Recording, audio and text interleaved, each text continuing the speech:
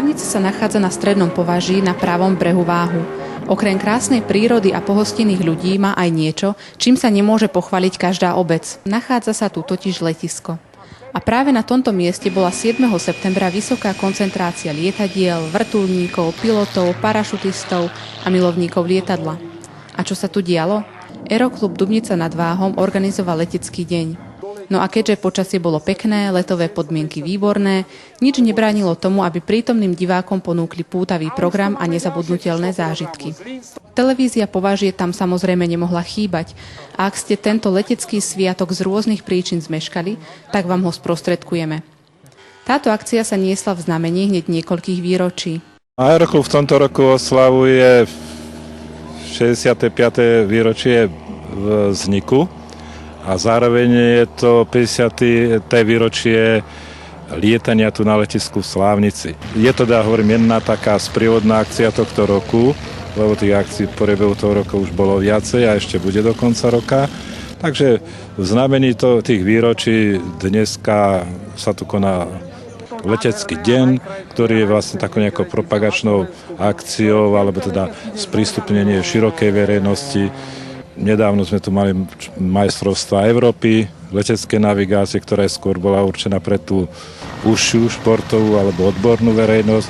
A to je akcia, ktorá je taká popularizačná a ktorá v podstate je takým akýmsi, jak by som to povedal, niečím, čím chceme osloviť tú širokú verejnosť a čím chceme pripomenúť, že sme stále tu, že žijeme a že proste ideme ďalej. Program začínal už od 9. hodiny ukážkami leteckých a raketových modelárov.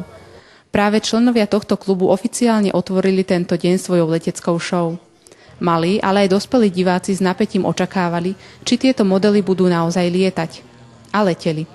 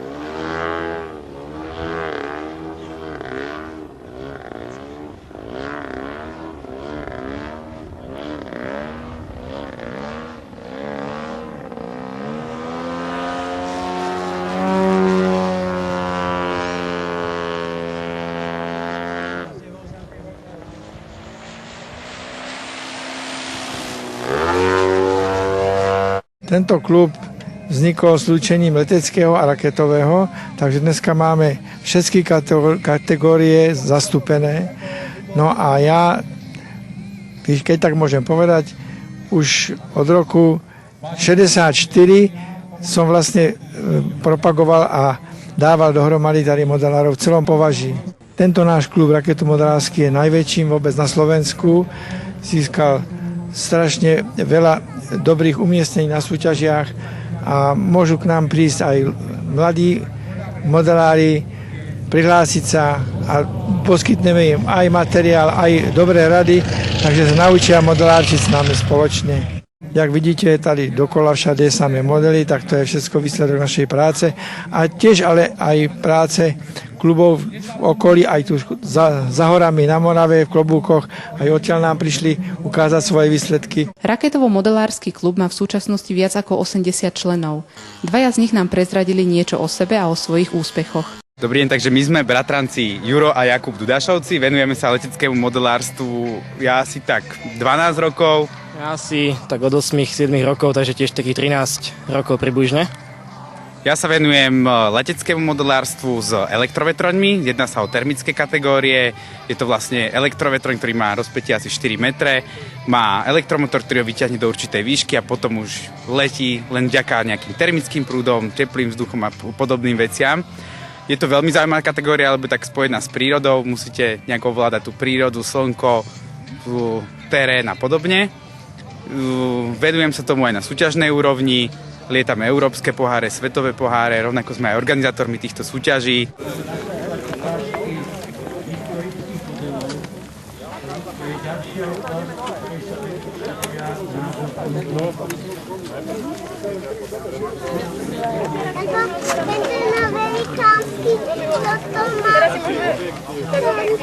Taký, že ten nechce ulietať. Ten už lieta, keď sme prišli. Dobre, Martin.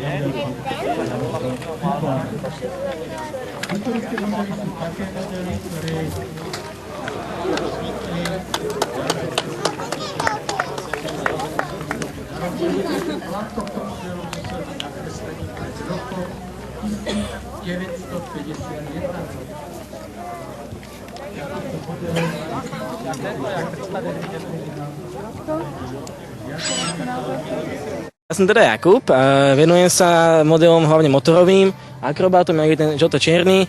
Lieta sa v presnosti, akrobácii a v podstate je tam o to dozískať najviac bodov v tých presných obratoch. Súťažil som väčšinou majstrovstva Slovenska a v Čechách, 2-krát som majster Slovenska za juniorov, 1-krát celkovo a potom ešte nejaké tie stupienky boli. A tiež ako na rozdiel od tých vetroňov, motorové modely bohužiaľ na Slovensku upadajú, preto chcem ľudí aj touto cestou pozbudiť, aby sa do toho ešte raz pustili a skúsili to.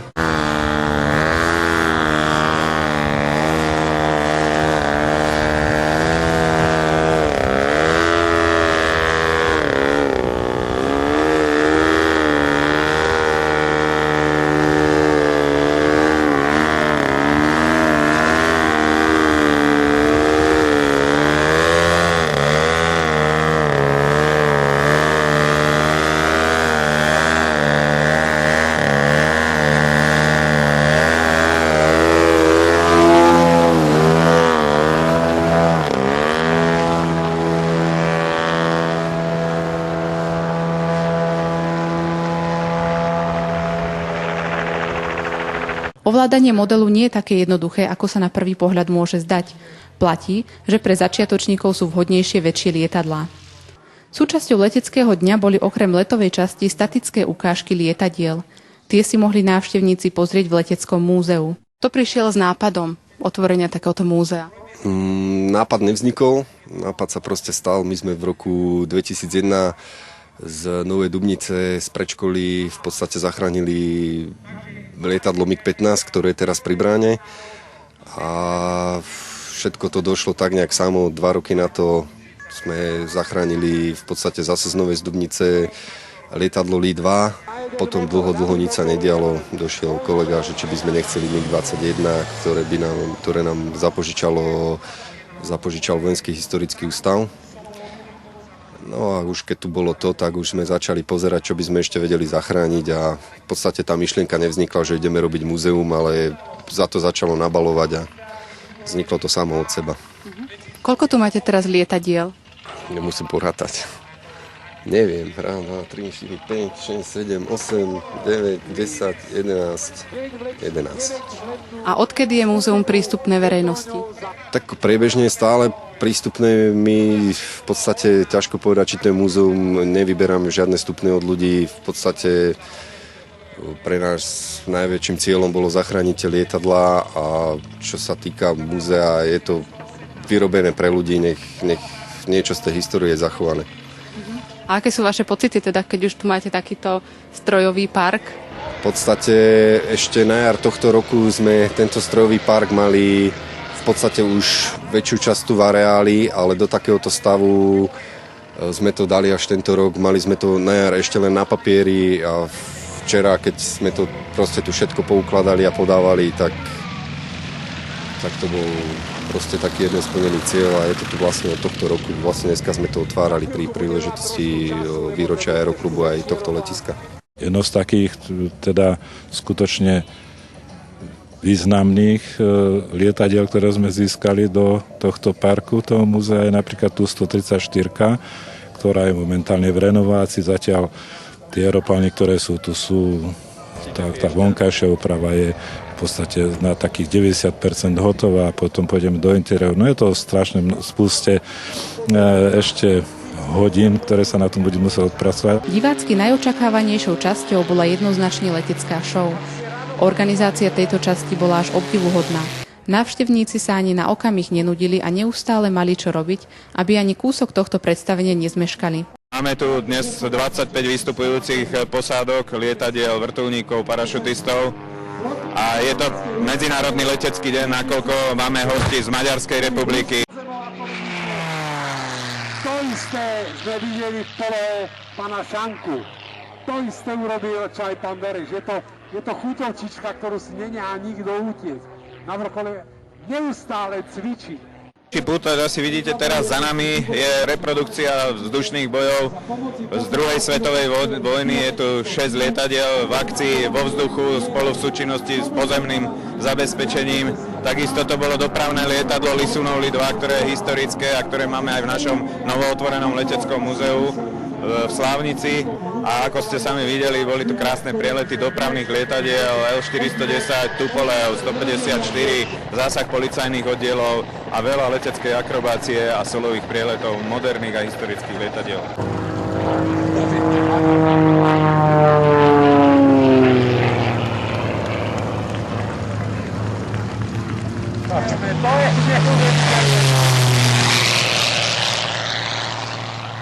On nás nevidí a napriek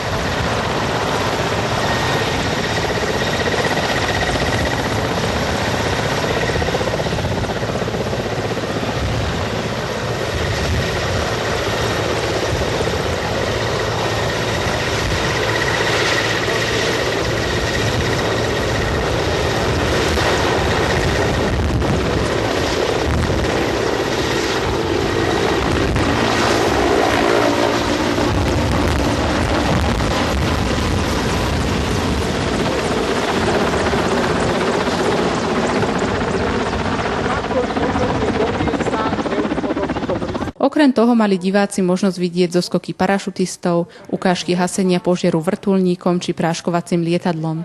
Neuveriteľné kúsky predvádzali piloti pri leteckej akrobácii.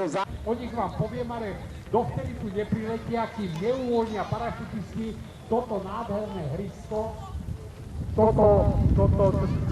tento amfiteáter údolí Váhu medzi kopcami.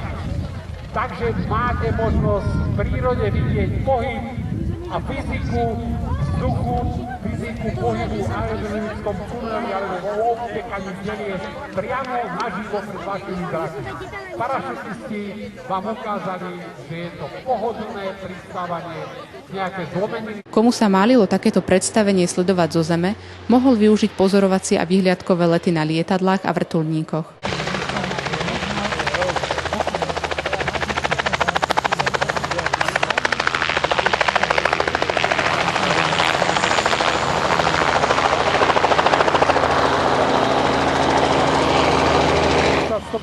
km za hodinu. Toto je vlastne poloha Moravy, tesne pred pristáním. A keďže počasie organizátorom prijalo, na túto akciu prišlo mnoho divákov všetkých vekových kategórií.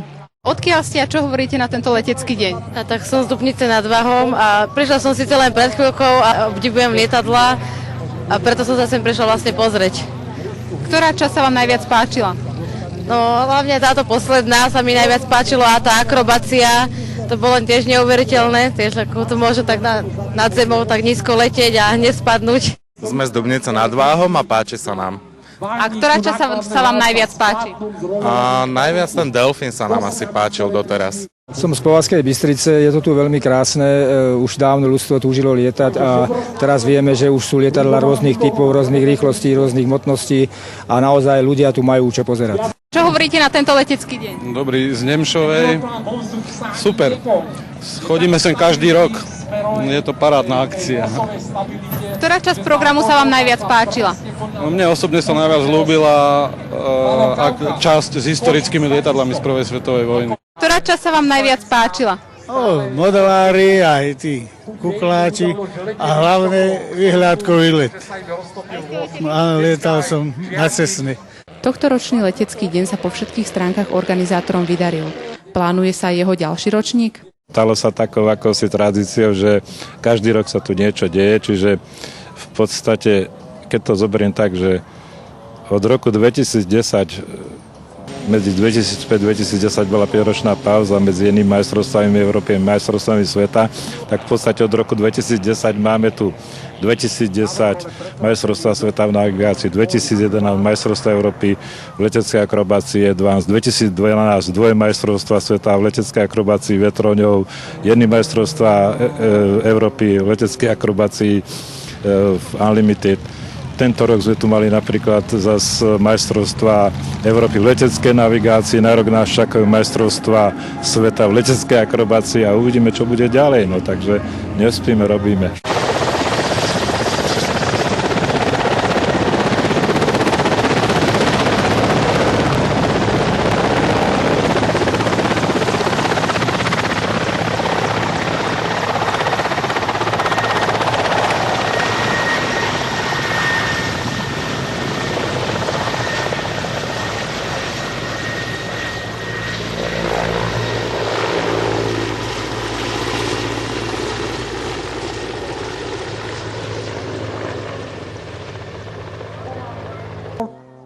Polovičnou zátačkou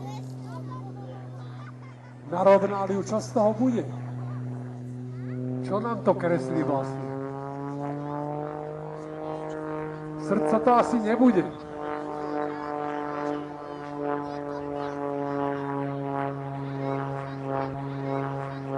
Neostáva nám nič iné, len poďakovať Aeroklubu Dubnica nad Váhom za pekné podujatie a popriať veľa úspechov pri ich budúcich aktivitách.